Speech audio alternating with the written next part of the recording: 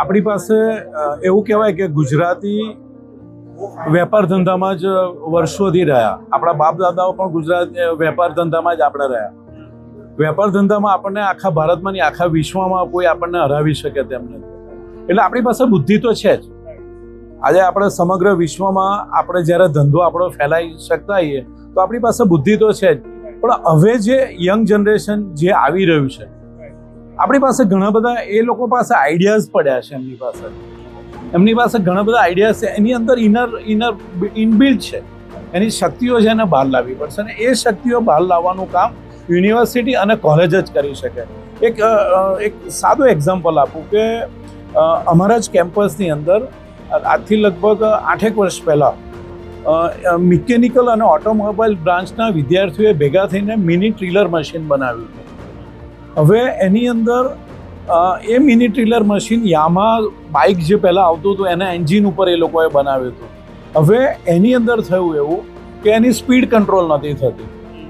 હવે અમે અમારા કેમ્પસની બાજુના ખેતરમાં અમે એના ટ્રાયલ એરર કરતા હતા ત્યારે રોડ ઉપર લોકો જોવા ઊભા હતા. એમાં એક અમારા પરિચિત એવું કીધું કે સાહેબ આ શું કરો છો? મેં કીધું ભાઈ આની સ્પીડ કંટ્રોલ નથી થતી. તમે નહીં માની શકો એમણે જે રસ્તો બતાવ્યો કે ટાયરની હવા ઓછી કરી નાખો એટલે એની મેં ધીમે ધીમે ચાલશે. આ ઇનોવેશન, આ આઈડિયાઝ છે. હવે એ આઈડિયા આપણને કોઈક નાની વ્યક્તિએ બતાવ્યો પણ એની પાસે પ્રેક્ટિકલ છે. એટલે આ બધી વસ્તુ લાવવા માટે કોલેજ અને યુનિવર્સિટી જ આની અંદર મદદરૂપ થઈ શકશે. પ્રેક્ટિકલ શિક્ષણ અત્યારે ખૂબ જ જરૂરી છે.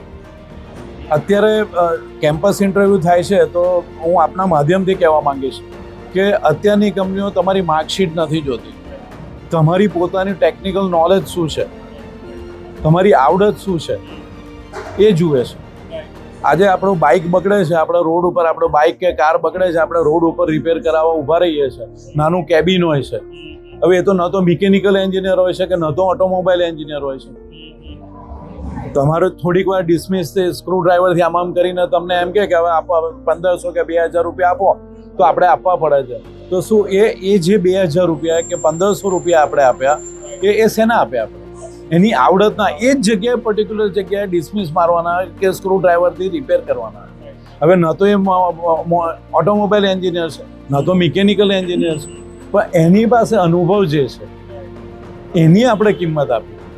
અને એ અનુભવ જ અત્યારે આગળની જનરેશન હવે આ પ્રેક્ટિકલ નોલેજ એન્જિનિયરિંગ લાઈન કે કોઈ પણ લાઈન જે છે એ અફાટ દરિયો છે.